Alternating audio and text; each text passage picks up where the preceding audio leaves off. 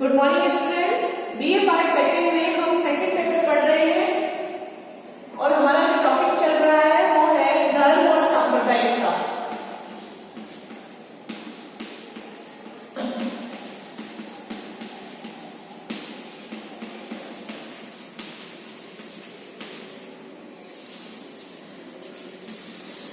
धर्म और सांप्रदायिकता। भारत के अंदर धर्म और सांप्रदायिकता जो है वो एक बहुत ही अहम समस्या बनी हुई है। हमारे देश की राष्ट्रीय एकता में भी ये बाधा उत्पन्न करती है और देश की राजनीति में भी ये दीमक की तरह राजनीति को प्रभावित करती है।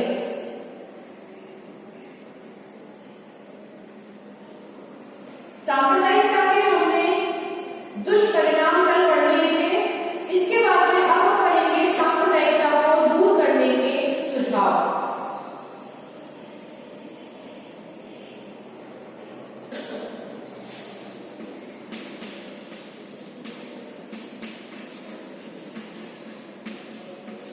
सांप्रदायिकता को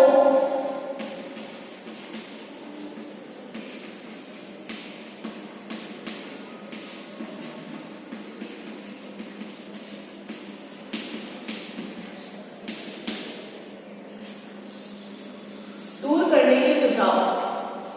तो पहला इसमें सुझाव ये दिया गया है कि देश के अंदर सांप्रदायिकता एक समस्या ना बने, इसके लिए सांप्रदायिकता मानवता के लिए भी एक गंभीर अभिशाप है और भारत जैसे देश में तो ये और भी घातक है। सांप्रदायिकता को दूर करने के लिए पहला ये है कि सरकार को सदैव ही इस बात का ध्यान रखना चाहिए कि उसके द्वारा कोई भी ऐसा कार्य ना हो जिसके द्वारा सांप्रदायिकता को प्रोत्साहन मिलता है। सरकार को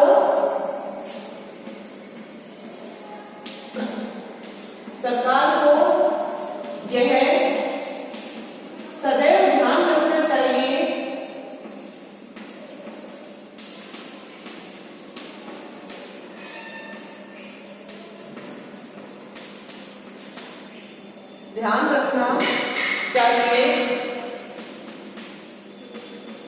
कि उसके द्वारा कोई भी ऐसा कार्य ना हो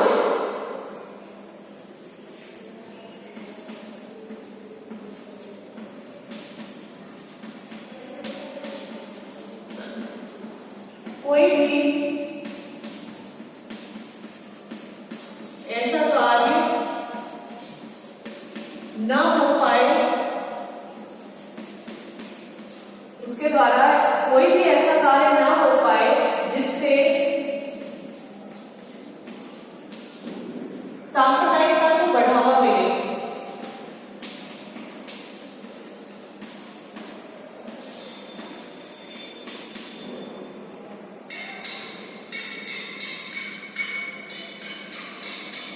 या प्रोत्साहन मिले।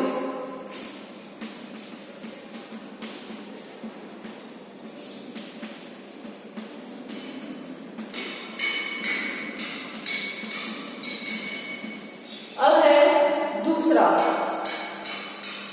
सबसे अहम बात तो ये थी कि सरकार इस चीज का ध्यान रखे कि वो कोई भी ऐसा काम ना करे जिससे कि जनता को ये लगे कि सरकार सांप्रदायिकता को लेकर कोई कार्य कर रही है, संप्रदाय विशेष को लेकर कोई कार्य कर रही है। तो सांप्रदायिकता को प्रोत्साहन ना मिले, इसके जो प्रयास है वो सरकार को करने चाहिए। दूसरा जो इसमें सुझाव है वो ये है कि सभी जगह यानी सर्वत्र इस भावना को प्रोत्साहन दिया जाए कि सब धर्मों के लोग मिलजुल कर रोज मौन प्रार्थना करें। सर्वत्र यानी सभी जगह इस भावना को प्रोत्साहन दिया जाए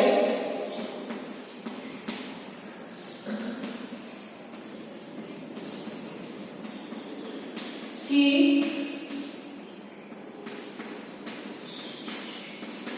सभी धर्मों के जो लोग हैं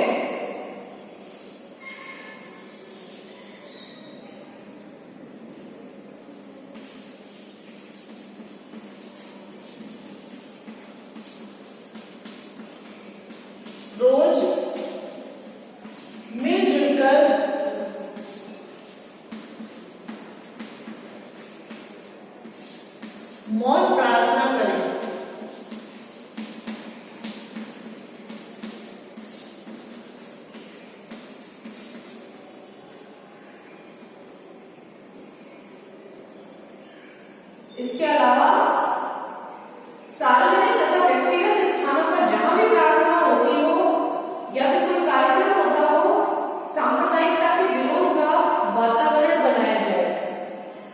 इसके अलावा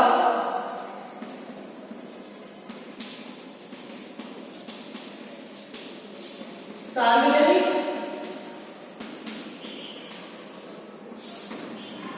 स्थानों पर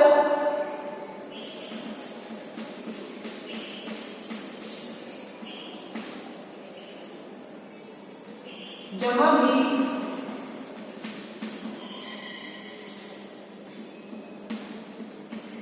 प्रार्थना व कार्यक्रम आदि होते हैं,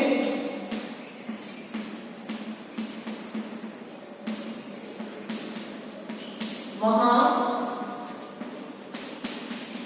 सांप्रदायिकता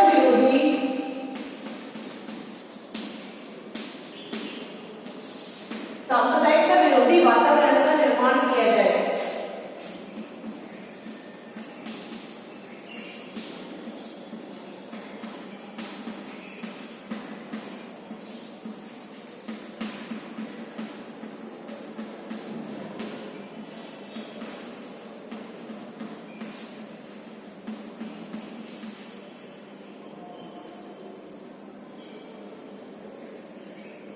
तीसरा है इसमें शिक्षा में नैतिक या आध्यात्मिक मूल्यों का समावेश किया जाए। शिक्षा में नैतिक या आध्यात्मिक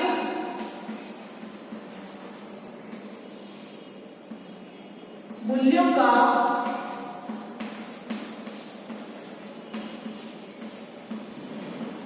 समावेश किया जाए।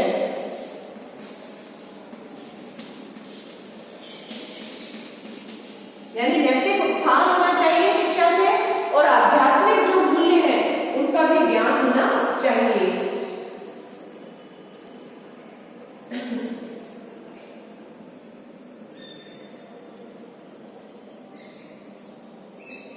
लेकिन ये जो शिक्षा है नैतिक या आध्यात्मिक मूल्यों की, ये शिक्षा धर्मनिरपेक्ष राज्य में भी बहुत आवश्यक है। यह नैतिक व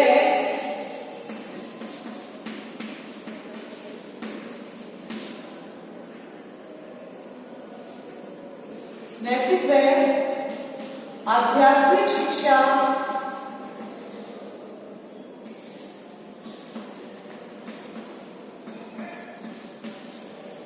धर्मनिरपेक्ष राज्य में भी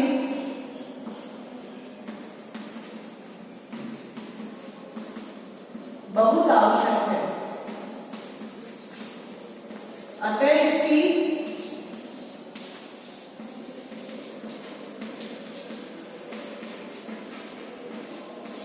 व्यवस्था करनी चाहिए।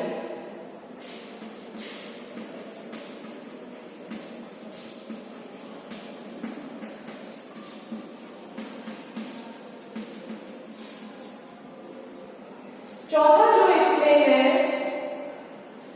कि सार्वजनिक जीवन के किसी भी क्षेत्र में, सार्वजनिक जीवन के किसी भी क्षेत्र में बहुमत के आधार पर कोई भी प्रवृत्ति पैदा नहीं की जाए।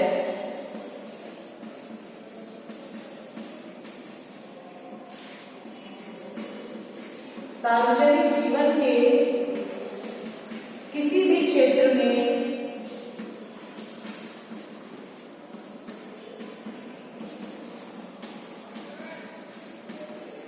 बहुमत के आधार पर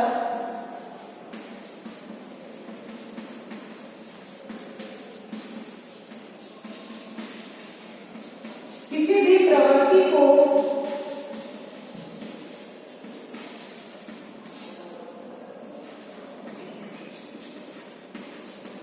पैदा न किया जाए।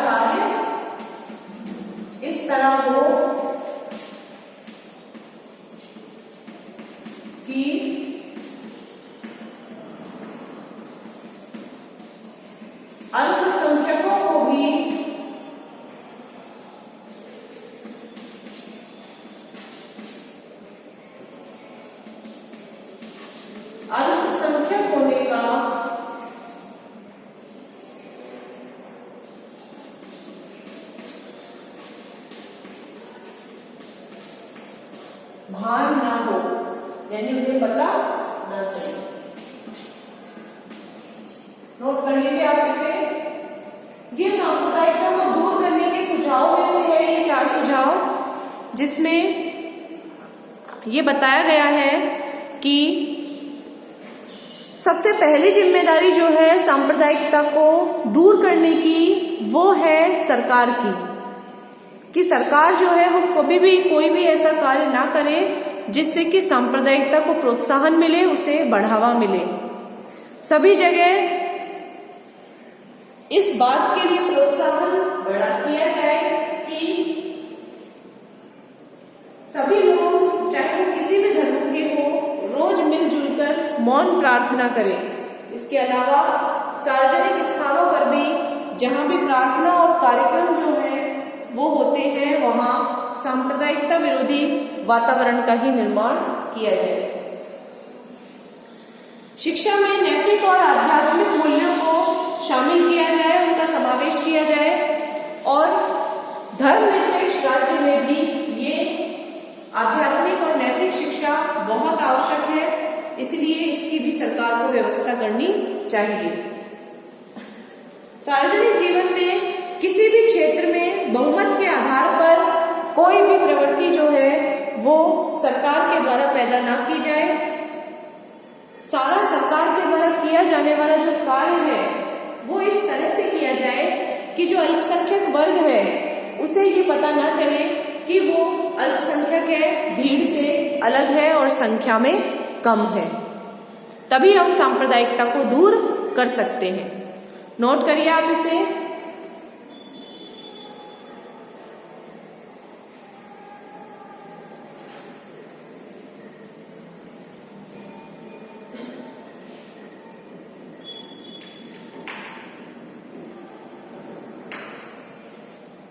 इसके बाद भी आगे भी ये बताया गया है कि सरकार के द्वारा ऐसे कानूनों का निर्माण किया जाए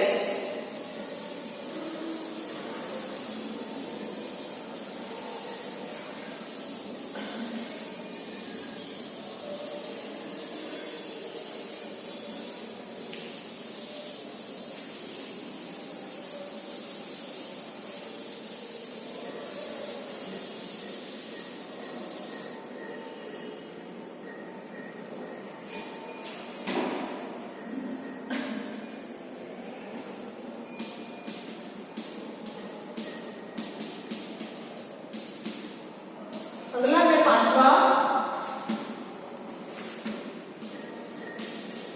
सरकार के द्वारा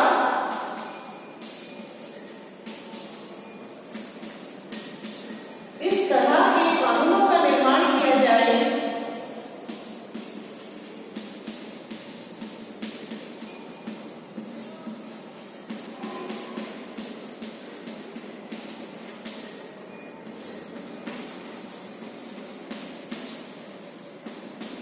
इस तरह के कानूनों का निर्माण किया जाए जो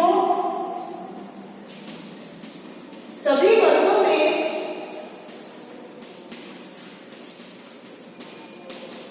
समान रूप से लागू होते हैं।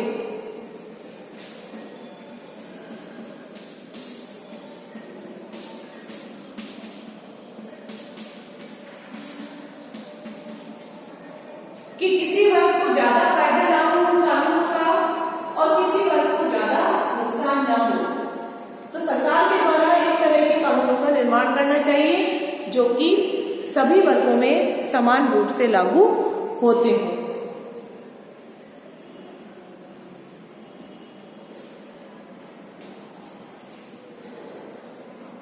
कानून लागू होने में किसी प्रकार का जाति, लिंग, धर्म, भाषा, संप्रदाय आदि का भेदभाव नहीं होना चाहिए।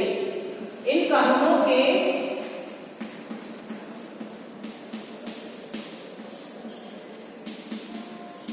लागू होने में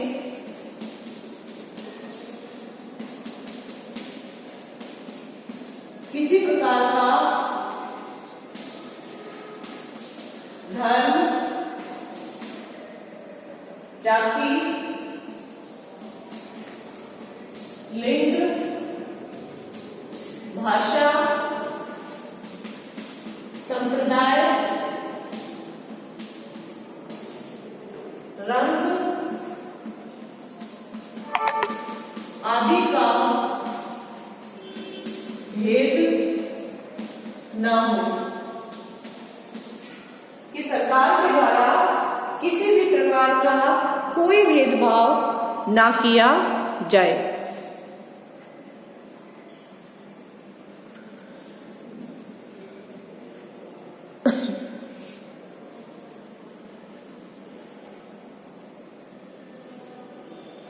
अगला है, भारत में विभिन्न समयों पर अनेक संप्रदाय सरकार में उनके विशेष प्रतिनिधित्व की मांग करते हैं।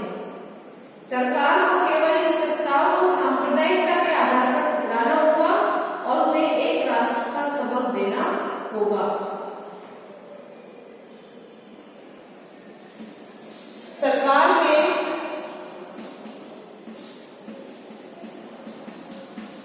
विभिन्न वर्ग या विभिन्न संप्रदाय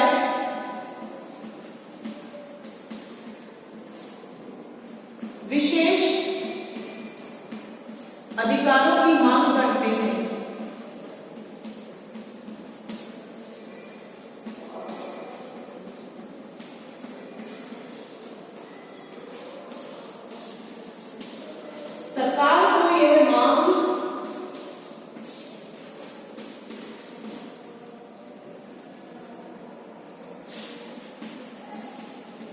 सरकार को यह मांग सांप्रदायिकता के आधार पर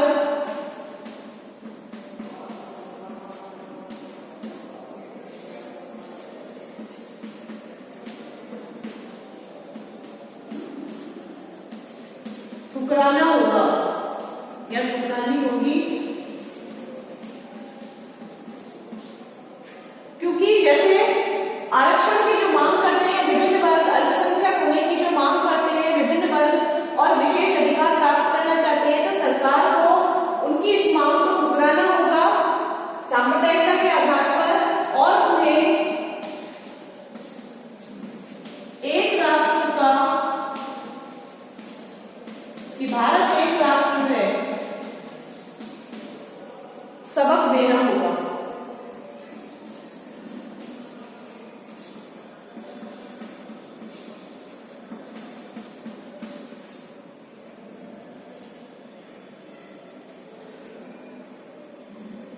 क्योंकि विशेष प्रतिनिधित्व की जो स्थिति होती है कि समाज के या देश के एक वर्ग को विशेष प्रतिनिधित्व प्राप्त हो जाए, तो वही सांप्रदायिकता को बढ़ावा देता है, सांप्रदायिकता का कारण बनता है, बढ़ने का कारण बनता है।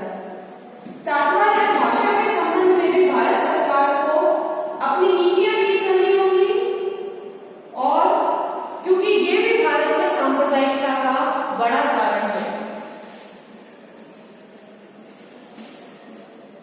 भाषा के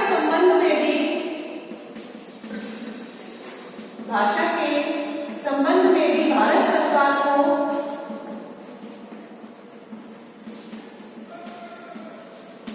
अपनी नीतियां ठीक करनी होंगी।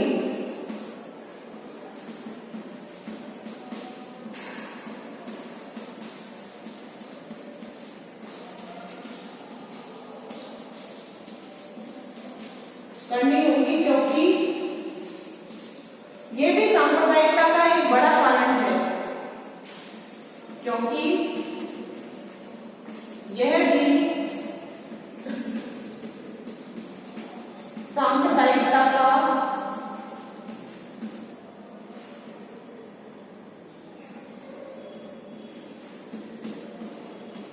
बड़ा कारण है।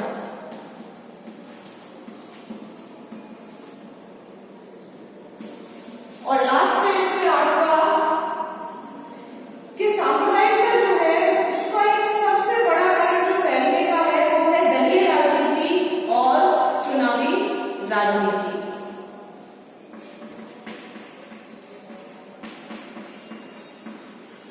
सांप्रदायिकता का सबसे बड़ा कारण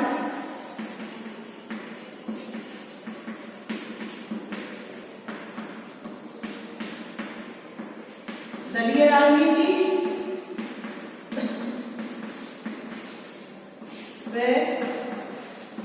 चुनावी राजनीति है।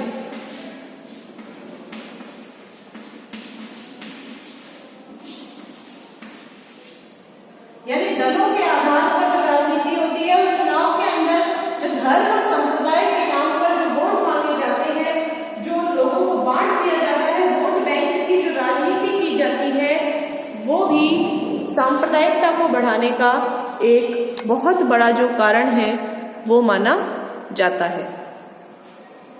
नोट कर लीजिए आप इसे। सांप्रदायिकता को दूर करने के सुझाव ये पूरे हो गए हैं, कंप्लीट है आपका ये। लास्ट में आपके आता है निष्कर्ष कि क्या कंक्लूजन निकला इस सांप्रदायिकता का, धर्म और सांप्रदायिकता का। जैसा कि आप सभी को पता है, अब तक हमने जो सांप्रदायिकता पढ़ा है उसके अंतर्गत हमने देखा है कि सांप्रदायिकता जो है उसे दूर करने में सबसे अहम रोल जो है, अहम भूमिका जो है वो सरकार को ही अदा करनी है। भारत सरकार को वो भूमिका अदा करनी है कि उन्हें इस तरह के कानूनों का निर्माण करना है या फिर वोट बैंक की राजनीति जो है उसे समाप्त करना होगा। साथ ही उन्हें इस तरह के कानून बनाने होंगे जिससे कि भाषा, लिंग, जाति, संप्रदाय इनके आधार पर लोगों में कोई भेदभाव उत्पन्न ना हो। जो भी कानून बने वो सबके लिए समान रूप से लागू होने चाहिए। उनमें किसी प्रकार का भेदभाव नहीं होना चाहिए, कोई अल्पसंख्यक नहीं होना चाहिए, कोई इसमें बहुसंख्यक वर्ग नहीं होना चाहिए। समाज में सभी को समान अधिकार होने चाहिए और जो भी सरकार के द्वारा फैसिलिटी दी जाती है, सुविधाएं दी जाती है, वो समाज के प्रत्येक वर्ग को समान रूप से प्राप्त होनी चाहिए। इसके लिए भाषा के आधार पर भी सरकार को जो है अपनी नीतियां ठीक करनी होंगी और दलीय और चुनावी राजनीति से ऊपर उठकर राष्ट्र हित के बारे में सोचना होगा। सांप्रदायिक उपद्रवों को नियंत्रित रखने के लिए एक बड़ा सुझाव ये भी दिया जाता है कि पुलिस बल को सभी प्रकार के राजनीतिक दबाव से मुक्त रखा जाए ताकि सभी संभव उपायों से प्रशासन को अधिक क्षमतावान बनाया जाए। और इस प्रसंग में कुछ पक्षों के द्वारा यह सुझाव भी दिया जाता है कि सांप्रदायिक दलों पर तो प्रतिबंध ही लगा देना चाहिए। यानी ऐसे दल जो किसी एक विशेष संप्रदाय विशेष को का प्रतिनिधित्व करते हो, किसी एक संप्रदाय विशेष के ही हित के बारे में सोचते हो। लास्ट में इसके निष्कर्ष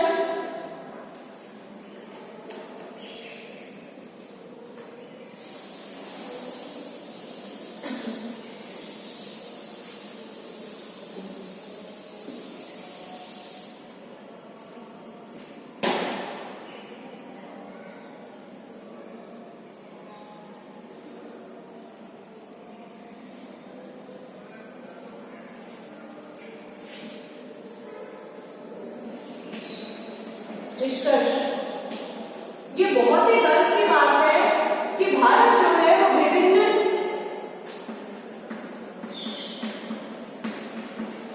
यह गर्व की बात है कि भारत विभिन्न धर्म और संप्रदाय को मानने वाला देश है।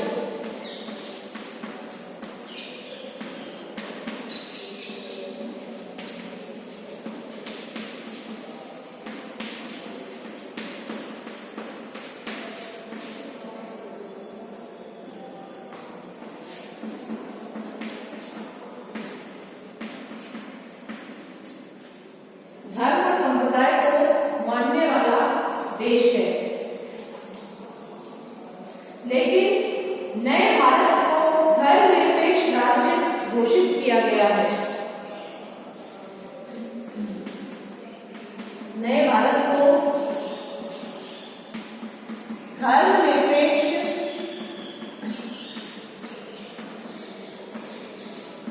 राज्य घोषित किया गया है।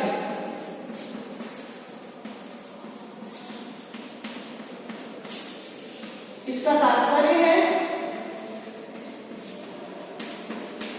कि धर्म को राजनीति से हटा दिया गया है। इसका तात्पर्य है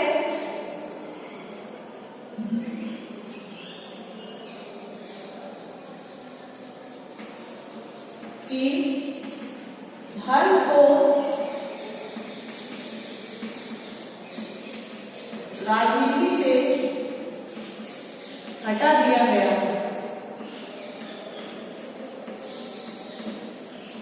लेकिन व्यवहारिक रूप में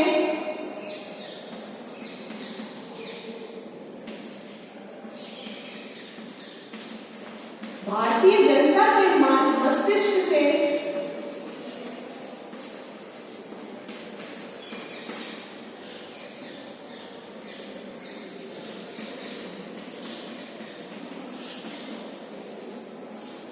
मस्तिष्क से धर्म नहीं हटा।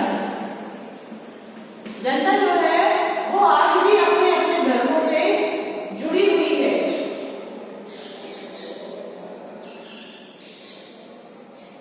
राजनीतिक दल इस डर से सांप्रदायिकता से बचने की कोशिश करते हैं कि वो दूसरे संप्रदायों का वोट खो देंगे। राजनीतिक दल इस कारण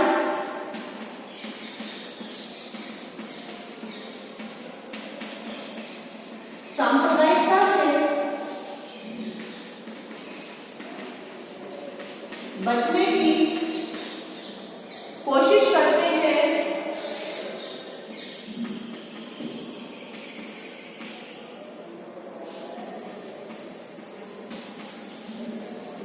कि वे दूसरे संप्रदाय के वोट खो देंगे।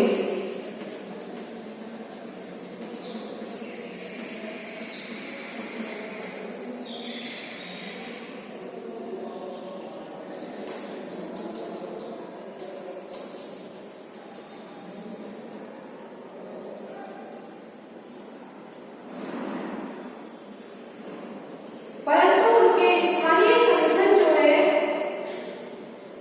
वो स्थानीय झगड़ों के पचड़ों में पड़कर उनका लाभ उठाने में लग जाते हैं। सांप्रदायिक झगड़े भले ही स्थानीय हो, लेकिन उनसे देश की बदनामी होती है। सांप्रदायिक झगड़े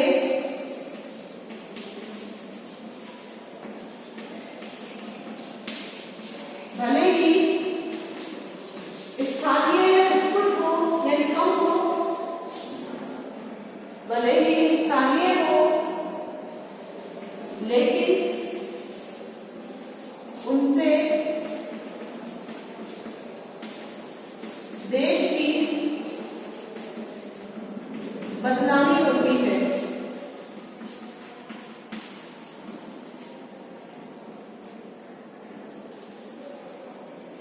और उनका लोकतंत्री धर्मनिरपेक्ष स्वरूप कलंकित होता है। और उनका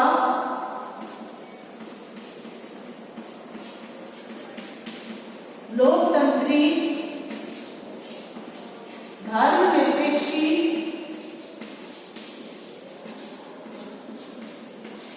स्वरूप कलंकित होता है